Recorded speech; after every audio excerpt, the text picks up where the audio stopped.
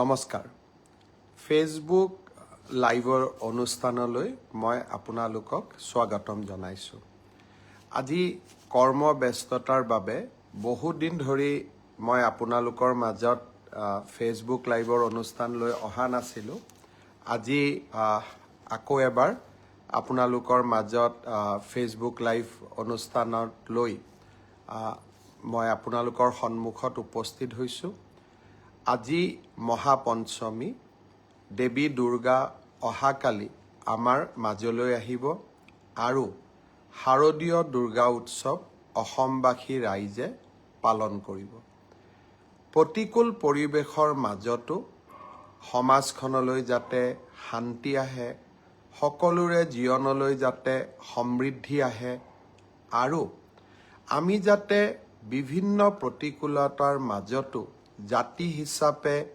আগবাঢ়ি যাব পাৰো তাৰ বাবে আমি আকৌ এবাৰ মা দুৰ্গাক সকলোৱে প্ৰণিপাত কৰিম আৰু মাৰ আশীৰ্বাদেৰে আমি সমগ্ৰ বছৰটো শক্তিশালী হৈ থাকিম সমগ্ৰ অসমবাসী ৰাইজলৈ মই শাৰদীয় দুৰ্গা পূজাৰ বহুত শুভেচ্ছা যাচিছো স্বাভাৱিকতে আজিৰ ফেচবুক লাইভ অনুষ্ঠানত কেইবাটাও গুৰুত্বপূৰ্ণ কথা মই আপোনালোকৰ লগত পাতিব খুজিম শেষত আমাৰ সকলোৰে আদৰৰ জুবিন গাৰ্গৰ মৃত্যুৰ তদন্ত হত্যাৰ তদন্তৰ বিষয়েও আপোনালোকৰ লগত কথা পাতিম প্ৰথমে মই সৰু কেইটামান কথা যি মোৰ দৃষ্টিত সৰু কাৰোবাৰ দৃষ্টিত সৰু নিবনুৱা যুৱকৰ বাবে বহুত ডাঙৰ কথা মই কেইটামান কথা ক'ব খুজিছো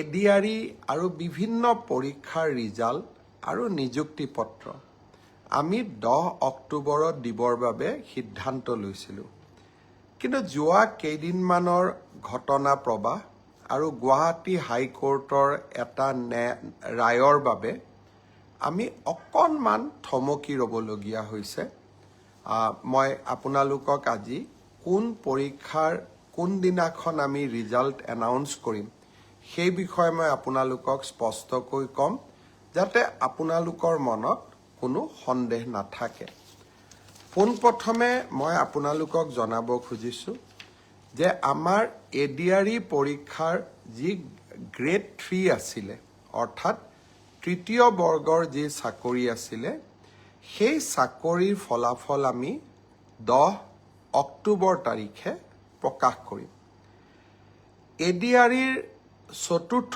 শ্ৰেণীৰ যি পৰীক্ষা আছিলে প্ৰায় 5000 পদ আছিলে এই পৰীক্ষাৰ ফলাফল আমি 15 অক্টোবৰ তাৰিখে ঘোষণা কৰিম স্বাস্থ্য বিভাগৰ বিভিন্ন পৰীক্ষাৰ ফলাফল নন টেকনিক্যাল টেকনিক্যাল স্বাস্থ্য বিভাগৰ আটাইবোৰ পৰীক্ষাৰ ফলাফল আমি 12 অক্টোবৰ তাৰিখৰ আগতে ঘোষণা কৰিম এলিমেণ্টাৰী প্ৰাথমিক বিদ্যালয়ৰ শিক্ষকৰ নিযুক্তিৰ বাবে আমি যি পৰীক্ষা বা আমি যিটো নিযুক্তিৰ প্ৰক্ৰিয়া আৰম্ভ কৰিছো সেই পৰীক্ষাৰ ফলাফল আমি 15ৰ পৰা 20 অক্টোবৰৰ ভিতৰত প্ৰকাশ কৰিম তাৰ কাৰণ প্ৰাথমিক বিদ্যালয়ৰ শিক্ষক শিক্ষয়িত্ৰীৰ পৰীক্ষাৰ ফলাফল ঘোষণা কৰাৰ আগতে আমি গ্ৰেজুৱেট টিচাৰ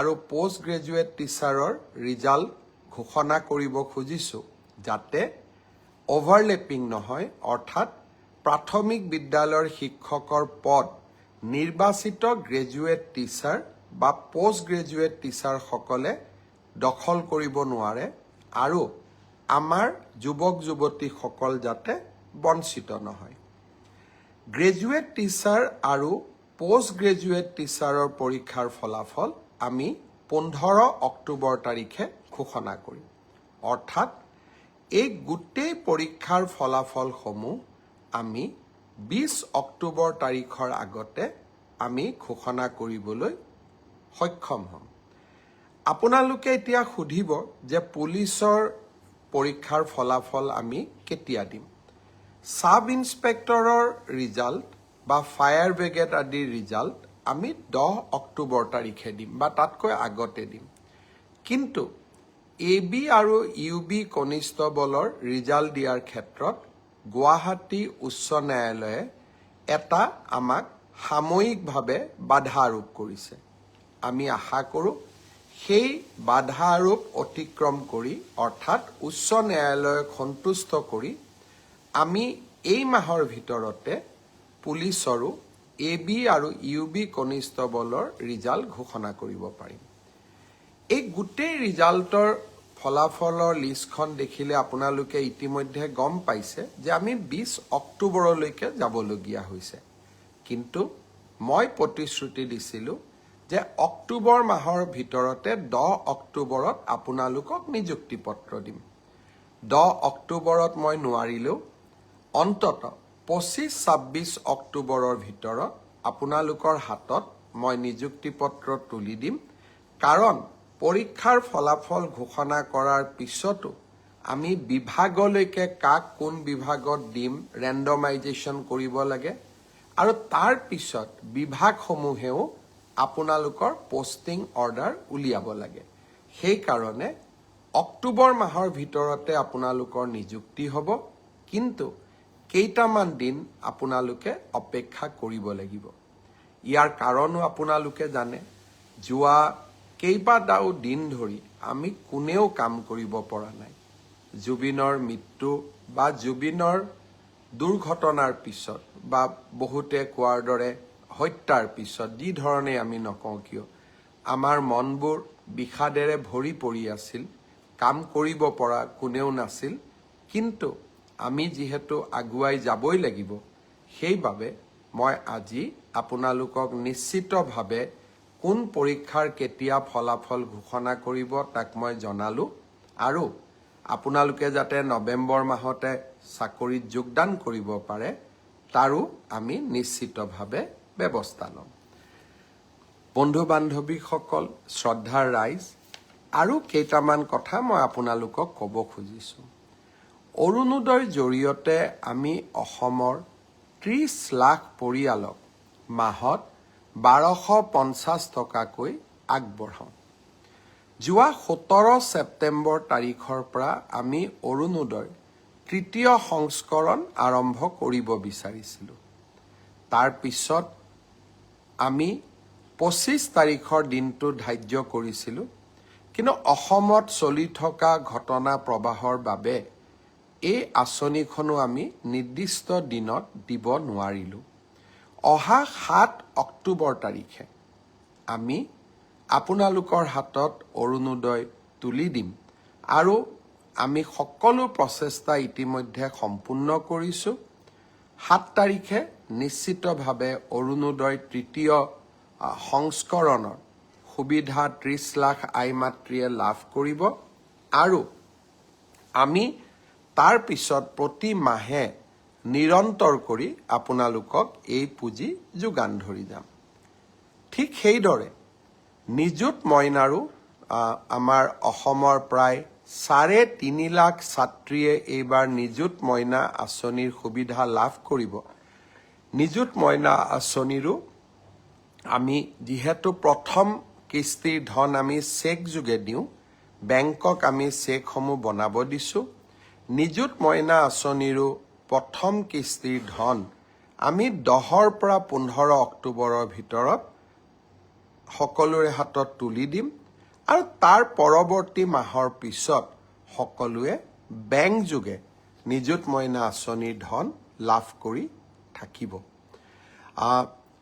এডিআৰিৰ ওপৰত আপোনালোকৰ প্ৰশ্ন আছিলে, অৰুণোদয়ৰ ওপৰত আপোনালোকৰ প্ৰশ্ন আছিলে, নিযুত মইনাৰ ওপৰত আপোনালোকৰ প্ৰশ্ন আছিলে। মই চেষ্টা কৰিছিলোঁ যাতে আজি ফেচবুক লাইভৰ জৰিয়তে গোটেইখিনি উত্তৰ দিব পাৰোঁ। শ্ৰদ্ধাৰ ৰাইজ, যোৱাকালি BTCৰ নিৰ্বাচন সম্পূৰ্ণ হ'ল। এয়া প্ৰথমবাৰৰ বাবে বড়োভূমিত নিৰ্বাচন অনুষ্ঠিত হ'ল, যি নিৰ্বাচনৰ পূৰ্বেও হিংসাত্মক ঘটনা সংঘটিত হোৱা নাছিলে, নিৰ্বাচনৰ সময়তো হিংসাত্মক ঘটনা সংঘটিত নাই হোৱা আৰু নিৰ্বাচনৰ ফলাফল দিয়াৰ পিছতো সকলো পক্ষই ক্ৰীড়া সুলভ মনোভাৱেৰে পৰীক্ষাৰ ফলাফল যেনেকৈ আমি গ্ৰহণ কৰোঁ, নিৰ্বাচনৰ ফলাফলো তেনেকৈ আমি গ্ৰহণ কৰিছোঁ। মই বড়োভূমিৰ ৰাইজলৈ পুনৰ এবাৰ অভিনন্দন জনাইছোঁ আৰু BPF দলৰ মুৰব্বী হাগ্ৰামা মহিলাৰীক তেখেতৰ বিজয়ৰ বাবে অভিনন্দন জ্ঞাপন কৰিছোঁ। ভাৰতীয় জনতা পাৰ্টীয়ে আকাংক্ষিত ফল লাভ কৰিব নোৱাৰিলে। আমি 5খন আসনত জয়লাভ কৰিলোঁ আৰু 5খন আসনত আমি 150ৰ পৰা 600 ভোটৰ ব্যৱধানত হাৰিবলগীয়া হ'ল। মূল কাৰণ এইটোৱে যে যিদিনাখনে আমি জুবিন গাৰ্গৰ মৃত্যুৰ বাতৰি পালোঁ, আমি গোটেইবিলাকে নিৰ্বাচনৰ ৰণক্ষেত্ৰৰ পৰা আঁতৰি আহিলোঁ আৰু জুবিনৰ শৱদেহ পাৰ্থিৱ শৰীৰ গুৱাহাটীলৈ উভতাই অনা, পষ্টমৰ্টেম, শ্ৰদ্ধাঞ্জলি আৰু শেষকৃত্য সম্পন্ন কৰ্তব্যৰ তাগিদাত আমি নিৰ্বাচনৰ ৰণভূমি তাতেই এৰি থৈ উভতি আহিলোঁ। আকাংক্ষিত ফল লাভ কৰিব নোৱাৰিলোঁ, কিন্তু আমি সকলোৱে জানো যে কৰ্তব্যৰ আহ্বানতকৈ জীৱনত আন একোৱেই ডাঙৰ হ'ব নোৱাৰে। যদিও আমি কৰ্তব্যৰ আহ্বানৰ বাবে কেইটামান চিট হেৰুৱাবলগীয়া হ'ল, আমাৰ এই সামান্য ত্যাগে জুবিনৰ শেষ যাত্ৰাক অধিক মহিমাময় কৰি তুলিছিলে। ৰাইজক আমি বিভিন্ন প্ৰকাৰে সেই সময়ছোৱাত ৰাইজৰ লগত থিয় হৈ থাকিব পাৰিছিলোঁ। সেয়ে 4-5টা চিটত আমি অত্যন্ত কম ভোটত হাৰিলেও আমি তাক পৰাজয় বুলি ভবা নাই। বড়োভূমিৰ ৰাইজলৈ আৰু ভাৰতীয় জনতা পাৰ্টীক ভোট দিয়া প্ৰতিগৰাকী ৰাইজলৈ মই মোৰ অজস্ৰ কৃতজ্ঞতা জ্ঞাপন কৰিছোঁ। আপোনালোকক মই প্ৰতিশ্ৰুতি দিছিলোঁ যে আমি আপোনালোকক অৰুণোদয় আঁচনিৰ হিতাধিকাৰী তালিকা চূড়ান্ত কৰিম, মহিলা উদ্যমিতা আমি আপোনালোকক প্ৰদান কৰিম, কেইবাখনো নদীৰ ওপৰত দলং বনোৱাৰ প্ৰস্তাৱ, এই গোটেইবোৰ কথা নিৰ্বাচনত পৰাজিত হ'লেও বা আকাংক্ষিত ফল নাপালেও আমি আপোনালোকৰ কাৰণে কৰিবৰ বাবে চেষ্টা কৰিম। পুনৰ এবাৰ আপোনালোকক বহুত বহুত ধন্যবাদ জনাইছোঁ। জুবিনৰ বিষয়ে আহিব খুজিছোঁ। বহু সময়ত ব্যক্তিগত কথা কোৱা উচিত নহয় আৰু ব্যক্তিগত কথা কোৱাৰ পৰিৱেশো নাথাকে। যোৱা 6টামান বছৰ আগতে এদিন মই কৈছিলোঁ যে জুবিনক বিপথে পৰিচালিত কৰাত তেওঁৰ আশে-পাশে লাগি থকা মানুহখিনি জড়িত হৈ আছে। 6 বছৰ আগতে মই কি কৈছিলোঁ সি এতিয়াও সংবাদ মাধ্যমত বৰ্তমান সামাজিক মাধ্যমতো তাৰ উপস্থিতি আছে। সেয়েহে মোৰ গোটেই ঘটনাৰ সম্পৰ্কত মোৰ মতামত বা স্পষ্ট ভাৱ আজি নহয়, 6 বছৰ আগতেই মই ৰাইজৰ ওচৰত বা ৰাইজক মই জনাইছিলোঁ। জুবিন আমাৰ জাতীয় সম্পদ। জ্যোতিপ্ৰসাদ আগৰৱালা, বিষ্ণুপ্ৰসাদ ৰাভা আৰু ভূপেন হাজৰিকাৰ সমকক্ষ বুলি জুবিন গাৰ্গক অভিহিত কৰি মই জুবিনৰ সন্মুখত দিয়া এটি ভাষণো সামাজিক মাধ্যমত উপলব্ধ হৈ আছে। জুবিনৰ প্ৰতি মোৰ এক ব্যক্তিগত অভূতপূৰ্ব কৃতজ্ঞতাও আছিলে। মোৰ দেউতা প্ৰয়াত কৈলাশনাথ শৰ্মাৰ গীতৰ সংকলন জুবিনে অতি মৰমেৰে ৰুণজুন নামৰ কেছেটটোৰ জৰিয়তে বাণীবদ্ধ আৰু ভিডিঅ' কৰি মোক উপহাৰ দিছিলে আৰু সেই গানকেইটাই যথেষ্ট সমাদৰ লাভ কৰিছিল। এজন পুত্ৰ হিচাপে তাতকৈ গৌৰৱৰ কথা একোৱেই নাছিল আৰু সেয়েহে জুবিনে য'তেই যেনেকে ক'ৰবাত আমি যদি কেতিয়াবা জুবিনৰ যাত্ৰাৰ সংগী হ'বলৈ সুবিধা পাইছিলোঁ, তাক কেতিয়াও মই হাতৰ পৰা ওলাই যাব দিয়া নাছিলোঁ। আজি কোভিডৰ সময়ত মুম্বাইৰ পৰা জুবিনক উভতাই অনা, ডিব্ৰুগড়ৰ পৰা বিশেষ বিমানেৰে নতুন দিল্লীত গ্ৰীণ কৰিডৰ বনাই জুবিনৰ চিকিৎসাৰ ব্যৱস্থা কৰা, জীৱনৰ কেইবাটাও গুৰুত্বপূৰ্ণ অধ্যায়ৰ মই সাক্ষী হৈ থকাৰ সুযোগ পাইছিলোঁ।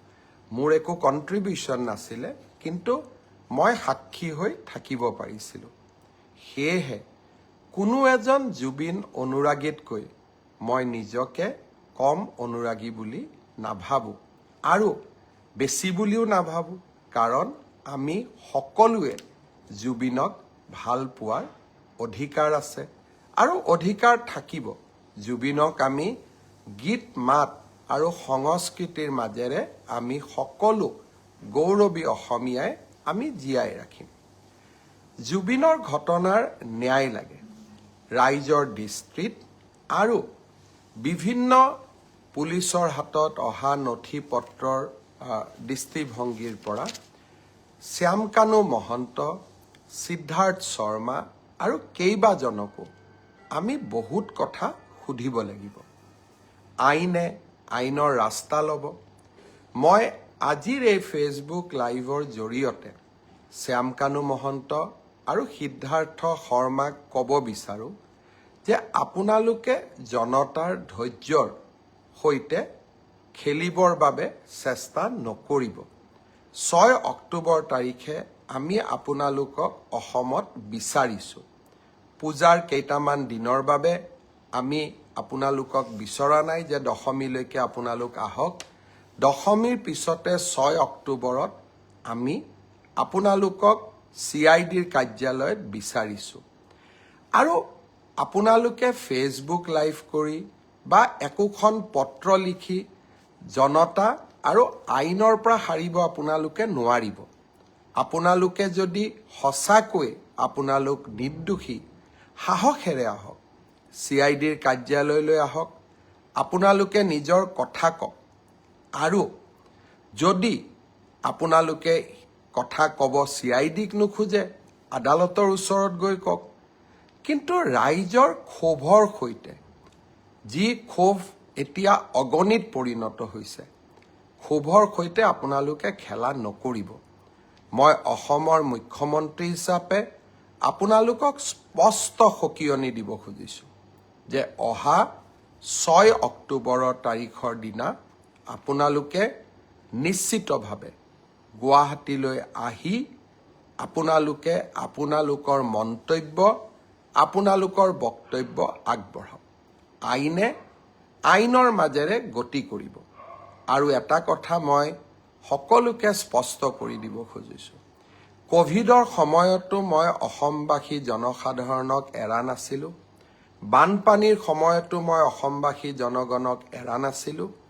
আৰু জীৱনত এটা দিন আহিছিল যে PPE কিট পিন্ধিও কোভিডৰ ICUৰ ভিতৰত গৈ জনতাক সেৱা কৰাৰ চেষ্টা কৰিছিলোঁ।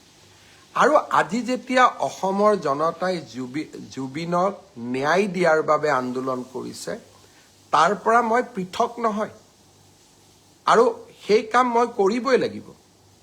আৰু সেইকাৰণে মই আজি পুনৰ এবাৰ প্ৰতিশ্ৰুতি দিছোঁ যে জুবিনৰ ঘটনাৰ সৈতে জড়িত সকলো কেইগৰাকী ব্যক্তিক আইনৰ সন্মুখলৈ অনাৰ দায়িত্ব অসমৰ মুখ্যমন্ত্ৰী হিচাপে মোৰ। আৰু সেই দায়িত্ব মই কৰ্তব্য নিষ্ঠাৰে সৈতে পালন কৰিম, দায়বদ্ধতাৰে সৈতে মই পালন কৰিম। আগতেও বহু এনেকুৱা ঘটনা হৈছে। আসামী কেতিয়াবা 2টা দিন পলাই থাকে, কিন্তু আইনৰ হাত বহু দীঘল, আইনৰ ধৈৰ্য আছে।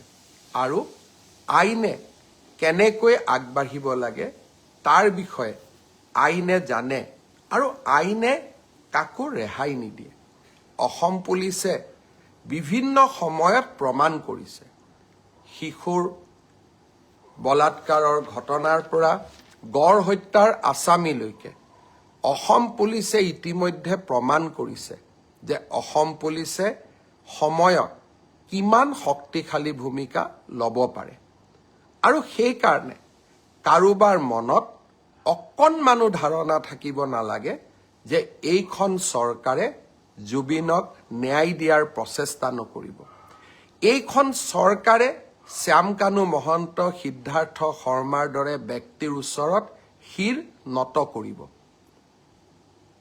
এইখন চৰকাৰে অসমৰ ৰাইজৰ ওচৰত শিৰ নত কৰিব।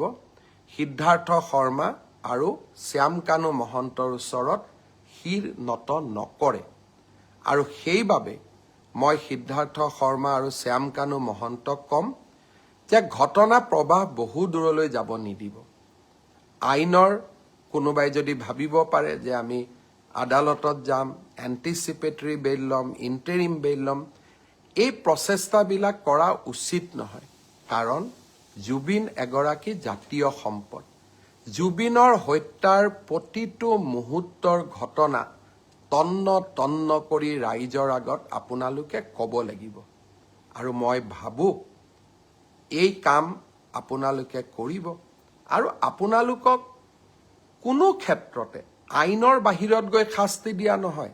আইনে আপোনালোকক দোষী হ'লে শাস্তি দিব, দোষী নহ'লে আপোনালোকক নিৰ্দোষী বুলি ক'ব। কিন্তু আইনৰ পৰা দূৰত থাকিলে আপোনালোকে কেতিয়াও নাভাবিব যে চৰকাৰ মনে মনে থাকিব আৰু চৰকাৰে ব্যৱস্থা নল'ব। মই আৰু কেইটামান মনৰ কথা ক'ব খুজিছোঁ।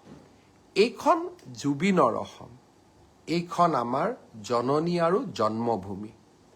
এইখন অসমত আমি যিকোনো কাৰণতে এইখন অসমক আমি নেপাল কৰিব নোৱাৰোঁ। কেইটামান দিনৰ পৰা সামাজিক মাধ্যমত নেপালৰ উদাহৰণ দিয়া হৈছে। আমি অসমত লাচিতৰ উদাহৰণ দিম। আমি অসমত আমি মহাৰাজ পিথুৰ উদাহৰণ দিম। আমি ভগদত্তৰ উদাহৰণ দিম। আমি ভূপেন হাজৰিকাৰ উদাহৰণ দিম। আমি জুবিন গাৰ্গৰ উদাহৰণ দিম। আমি নেপালৰ উদাহৰণে অসম নচলাম। আজি এটাই মই কথা ক'ব খোজোঁ, এটাও যদি অসমৰ সম্পত্তিক আজি আমি হানি কৰোঁ, আটাইতকৈ দুখ জুবিন গাৰ্গে পাব। কাৰণ এইখন জুবিনৰ অসম, আমাৰ সকলোৰে জননী আৰু জন্মভূমি। আজি কেইগৰাকীমান ব্যক্তিয়ে জুবিনৰ ন্যায় বিচাৰি ৰাস্তাত আন্দোলন কৰিছে। পুলিচে তেওঁলোকক গ্ৰেপ্তাৰ কৰিছে আৰু মানুহে সুধিছে তেওঁলোকক কিয় গ্ৰেপ্তাৰ কৰা হ'ল। এজন ব্যক্তিৰ নাম অজয় ফুকন। জুবিন গাৰ্গে নিজে এই ব্যক্তিজনৰ বিষয়ে কৈ যোৱা কথাকেইটা আপোনালোকে শুনিব। জুবিনে জীৱনকালত কৈ গৈছিল যে এই ব্যক্তিজনৰ জৰিয়তে মোৰ লগত কোনেও সম্পৰ্ক নকৰিব। মই জুবিনে দিয়া টুইটটো মই পঢ়ি দিব খোজা নাই। জুবিনৰ ভিডিঅ'টো সামাজিক মাধ্যমত উপলব্ধ থাকিব। আৰু এইগৰাকী ব্যক্তিয়ে কংগ্ৰেছ দলৰ যোৱা চাবুৱা বিধানসভা সমষ্টিৰ প্ৰাৰ্থী আছিল। আনজন ন্যায় বিচৰা ব্যক্তি হ'ল ভিক্টৰ দাস। এগৰাকী সহজ সৰল ছোৱালীক কেনেকৈ গুৰুল কৰি এই ব্যক্তিজনে পিটিছিলে তাৰ প্ৰতিচ্ছবি এতিয়াও আমাৰ সন্মুখত পৰা আঁতৰি যোৱা নাই। যিদিনাখন এই ব্যক্তিজনে ছোৱালীজনীক গুৰুল কৰি মাৰিছিলে, মই ভাবোঁ সিদিনাখন জুবিনেও কান্দিছিলে আৰু জুবিনেও এই ব্যক্তিজনৰ বিৰুদ্ধে ন্যায় বিচাৰিছিলে। অসমবাসী ৰাইজক মই বিনম্ৰতাৰে সৈতে ক'ব খোজোঁ, জুবিনৰ নামত চৰকাৰ বিৰোধী ৰাজনীতি হ'ব নোৱাৰে। জুবিনৰ নামত আমি অসমখনক নেপাল কৰিব দিব নোৱাৰোঁ। আৰু জুবিনৰ আত্মাক শান্তি দিবৰ বাবে আমি এই অসমখনক সুফলা কৰি আমি নিৰ্মাণ কৰিব লাগিব। এইখন অসমক আমি ভাৰতৰ শ্ৰেষ্ঠতম ৰাজ্য কৰিব লাগিব। সেইবাবে মই সকলোকে কৰজোৰে অনুৰোধ কৰোঁ, নেপাল কৰাৰ প্ৰচেষ্টা নকৰিব। কাৰণ ইয়ে জুবিনৰ আত্মাক আটাইতকৈ কষ্ট দিব। আইনে তাৰ কি ব্যৱস্থা ল'ব পিছৰ কথা। কিন্তু কোনোবাই যদি ভাবে যে হিংসাই কাৰোবাক ন্যায় দিব, মই ভাবোঁ সেয়া কেতিয়াও সম্ভৱ হ'ব নোৱাৰে। আইনে ন্যায় দিব। অসমৰ মুখ্যমন্ত্ৰী হিচাপে মই আপোনালোকক প্ৰতিশ্ৰুতি দিছোঁ। শ্যামকানু মহন্ত, সিদ্ধাৰ্থ শৰ্মা, শেখৰ গোস্বামী, যোনেই নহওক কিয়, আৰু দুই এজনৰ নাম মই লোৱা নাই, আমি কেতিয়াও তেওঁলোকক বিচাৰ নোহোৱাকৈ তেওঁলোকক সহজে আমাৰ হাতৰ পৰা আমি যাব নিদিওঁ। মাত্ৰ ৰাইজক মই অনুৰোধ কৰিম, আপোনালোকে আইন হাতত নল'ব। পুলিচ আছে, আৰু অসম পুলিচে যোৱা 5টা বছৰত কৰি অহা কাম আপোনালোকে দেখিছে। কাজিৰঙাত এটাও গড় হত্যা নোহোৱা হ'ল। শিশুক ঢিঙৰ ঘটনা জানে, আমি কাকো কেতিয়াও এৰি দিয়া নাই। আৰু এতিয়াও মই প্ৰতিশ্ৰুতি দিছোঁ যে জুবিন গাৰ্গৰ প্ৰতিটো পল, প্ৰতিটো ক্ষণৰ শেষ ক্ষণৰ হিচাপ আমি অসমবাসী ৰাইজে পাব লাগিব। ধৈৰ্য আমাৰ থাকিব লাগিব, কাৰণ যদি আমি ধৈৰ্য হেৰুৱাই পেলাওঁ তেতিয়াহ'লে আমি আমাৰ মানসিক সন্তুলনো হেৰুৱাই পেলাম, আৰু তেতিয়া আমি আমাৰ আকাংক্ষিত লক্ষ্যত উপনীত হ'ব নোৱাৰোঁ। শ্যামকানু মহন্ত, সিদ্ধাৰ্থ শৰ্মাৰ বিৰুদ্ধে আমি লুকআউট নটিচ ইছ্যু কৰিছোঁ, অৰ্থাৎ তেওঁলোক এতিয়া বিদেশলৈ পলাই যাব নোৱাৰে। পষ্টমৰ্টেম ৰিপৰ্ট ছিংগাপুৰৰ পৰা আনিবৰ বাবে আমি প্ৰচেষ্টা কৰিছোঁ। গুৱাহাটী মেডিকেল কলেজৰ পষ্টমৰ্টেম ৰিপৰ্ট ইতিমধ্যে প্ৰস্তুত হৈ উঠিছে। দিল্লীৰ CFLলৈকে আমি তেওঁৰ ভিছেৰা চেম্পল পঠাইছোঁ, যাতে তেওঁৰ শৰীৰত কোনোবাই বিষ প্ৰয়োগ কৰিছিল নেকি তাৰ বিষয়ে যাতে আমি জানিব পাৰোঁ। শ্যামকানু মহন্তৰ প্ৰত্যেকটো একাউণ্ট, পেন কাৰ্ড, তেওঁৰ ক্ৰেডিট কাৰ্ড আমি সকলো ফ্ৰিজ কৰিছোঁ, যাতে তেওঁ বহু দিনলৈ বাহিৰত থাকিব নোৱাৰে। আৰু 6 অক্টোবৰৰ দিনাখনলৈকে যদি সিদ্ধাৰ্থ শৰ্মা আৰু শ্যামকানু মহন্ত নাহে, অসম পুলিচে আপ্ৰাণ প্ৰচেষ্টা কৰিব তেওঁলোক য'তেই আছে তাৰ পৰা আমি উভতাই অসম ভূমিলৈ লৈ অহাৰ বাবে। আৰু আপোনালোকৰ হাততো কিবা তথ্য থাকিলে আপোনালোকেও আমাক সহযোগিতা কৰিব। জুবিন ৰাইজৰ সম্পদ। জুবিনক ন্যায় দিয়াৰ দায়িত্ব প্ৰত্যেকগৰাকী অসমবাসী ৰাইজৰ কৰ্তব্য। আমি কেইজনমানে এই দায়িত্ব মূৰত তুলি ল'ব নালাগে। এই দায়িত্ব 3 কোটি অসমৰ জনতাই আজি মূৰত তুলি লৈছে, আৰু জনতাৰ প্ৰতিনিধি হিচাপে এই দায়িত্ব মই নিষ্ঠাৰে আৰু সততাৰে সৈতে পালন কৰিম। প্ৰতিটো মুহূৰ্ত আজি কোনোবা এজন বেলেগ সিদ্ধাৰ্থ শৰ্মা আহি পাব দিল্লীত, আমি উৰা বাতৰি উলিয়াই দিম যে 10Bত বহি থকা ব্যক্তি এইজনেই হয়। আৰু এটা উৰা বাতৰি উলিয়াই দিম, শ্যামকানু মহন্ত গুৱাহাটীতেই বহি আছে। মই ভাবোঁ উৰা বাতৰি আমাৰ মনবোৰ অশান্ত কৰিব। এখন জুবিনৰ হকে কাম কৰা, নিষ্ঠাৰে কাম কৰিব বিচৰা চৰকাৰ আৰু অসমৰ মুখ্যমন্ত্ৰী আপোনালোকৰ লগত আছে। যিদিনাখন মই বিফল হ'ম, সিদিনাখন আপোনালোকে মোক শাস্তি দিব। কিছুমানে কৈছে যে 26ত ভোট নিদিওঁ। সি স্পষ্ট কথা, আমি যদি জুবিনক ন্যায় দিব নোৱাৰোঁ, আমাক আপোনালোকে কিয় ভোট দিব? নিদিয়াটো স্বাভাৱিক, আৰু তাক আমি মানিও ল'ব লাগিব। সেইবাবে ৰাইজক মই আকৌ এবাৰ আন্তৰিকতাৰে সৈতে জনাব খুজিছোঁ যে মই মোৰ লক্ষ্যত অটল হৈ আছোঁ, আৰু এই লক্ষ্যত অটল হৈ থাকিয়েই মই কাম কৰি যাম। আজিৰ পৰা 10-12 বছৰ আগতে শ্যামকানু মহন্তৰ লগত কেতিয়াবা উঠা ফটো এখন সামাজিক মাধ্যমত দিব। ঠিক তেনেকৈ অখিল গগৈও শ্যামকানু মহন্তৰ লগত ফটো উঠিছিলে, কাৰণ আমি সামাজিক ব্যক্তি। আজি ৰাতিপুৱাও 50-60 গৰাকী মানুহৰ লগত মই ফটো উঠি আহিছোঁ। কোন কি মইতো নাজানো, কিন্তু এজন সামাজিক ব্যক্তি হিচাপে জীৱনৰ বিভিন্ন মুহূৰ্তত, বিভিন্ন সময়ত কাৰোবাক আমি লগ পাওঁ, কিন্তু অপৰাধীক সহায় কৰা সি অসমৰ মুখ্যমন্ত্ৰীৰ দায়িত্ব হ'ব নোৱাৰে। ব্যক্তিগত সম্পৰ্কৰ ওপৰত গৈ আমি জুবিনক ন্যায় দিবই লাগিব, সমাজক আমি সন্তুষ্টি কৰিবই লাগিব, আৰু এয়া মোৰ দায়িত্ব আৰু কৰ্তব্য। মই মাত্ৰ এটাই অনুৰোধ কৰিম, অসমক নেপাল বনাম বুলি নক'ব। বহু কষ্ট কৰি আমি সকলোৱে এইখন অসমলৈ এটা নতুন গতি উভতাই আনিছোঁ।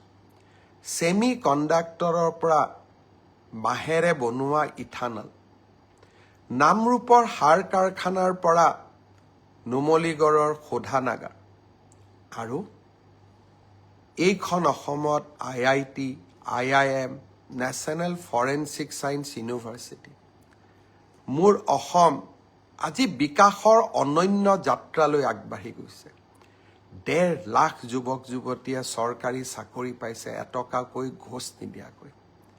এইখন অসমক আমি নেপাল বনাম, এইখন অসমক আমি লণ্ডভণ্ড কৰিম। মোৰ মনে নামানে, মোৰ প্ৰাণে নামানে। অসমৰ যুৱ শক্তিয়ে এইখন অসমক আগুৱাই লৈ যাব। এইখন জুবিনৰ অসম, এইখন ভূপেন হাজৰিকাৰ অসম, এইখন জ্যোতি বিষ্ণুৰ অসম, আৰু এইখন অসমক আমি মহাশক্তি কৰিব লাগিব। জুবিনৰ ঘটনাৰ নিৰপেক্ষ তদন্ত কৰিবৰ বাবে যোৱাকালি মই গুৱাহাটী উচ্চ ন্যায়ালয়ৰ মুখ্য ন্যায়াধীশক এখন চিঠি লিখিছোঁ যে এজন চিটিং জাজেৰে আপুনি এখন জুডিচিয়েল কমিশ্যনো গঠন কৰি দিয়ক। যদি পুলিচৰ তদন্তত কিবা ভুল থাকে, জুডিচিয়েল কমিশ্যনখনে যাতে আমাক তন্ন তন্নকৈ চাই থাকিব পাৰে। অৰ্থাৎ আমি ট্ৰান্সপাৰেঞ্চি আৰু স্বচ্ছতাৰ মাজেৰে এই তদন্তক আমি আগবঢ়াই লৈ যাব বিচাৰোঁ। অসমৰ ৰাইজক মই আৰু এটা প্ৰতিশ্ৰুতি দি থৈছোঁ। যিদিনাখনে আমি অনুভৱ কৰিম যে অসম পুলিচে জুবিনক ন্যায় দিব নোৱাৰে, সিদিনাখনেই এই গোচৰ আমি CBI লৈকে পঠাই দিম। আজি ৰাতিপুৱা মই কেন্দ্ৰীয় গৃহমন্ত্ৰী ডাঙৰীয়াক জনাইছোঁ যে প্ৰয়োজন হ'লে এই গোচৰ মই CBI লৈকে পঠাম। আশা কৰোঁ মোৰ ব্যক্তিগত অনুভূতি আৰু প্ৰতিবদ্ধতা আপোনালোকে সকলোৱে বুজি পাব, আৰু সকলোৱে এই জটিল সময়ত আমাক সহযোগিতা কৰিব। মোৰ জননী জন্মভূমি মোৰ অসম, আৰু এইখন অসমক আমি কেতিয়াও নেপাল নকৰোঁ।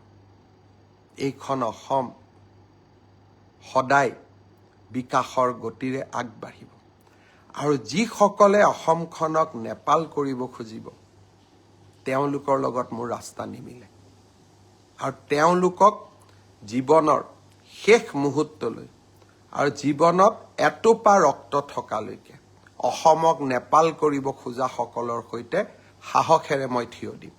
লাগিলে তেনে কৰিবলৈ যাওঁতে মই মৃত্যুকো সাৱটি ল'ম। বহুত বহুত ধন্যবাদ।